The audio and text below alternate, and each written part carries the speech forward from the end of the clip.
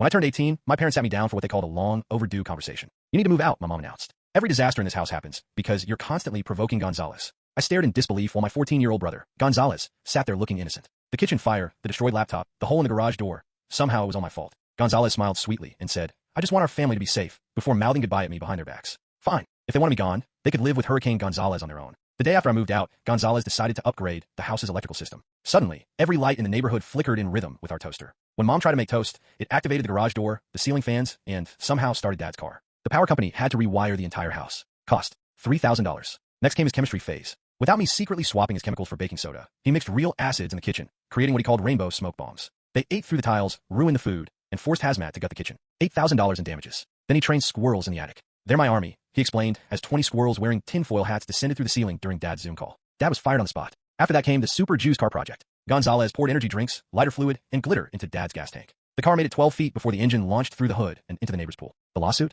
$50,000. Week 3 brought the kerosene art project. Gonzalez lit soaked newspapers in the living room to create floating fire butterflies. The curtains went up instantly, the fire alarms melted, and the living room burned down. Every piece of furniture was ruined with smoke damage. But Gonzalez wasn't finished. He revealed his masterpiece, the Chaos Symphony. First, he released 2,000 glow-in-the-dark crickets he'd been breeding in the basement. Then he triggered his homemade foam volcano, filling the first floor with industrial foam that hardened like concrete. He invited friends over for a destruction party, handing them sledgehammers to find the treasure inside the walls. 2 walls collapsed, the TV ended up in the pool, and the fridge somehow ended up on the roof. My parents' bed was dragged in the front yard where Gonzalez charged neighbors $5 for chaos counseling.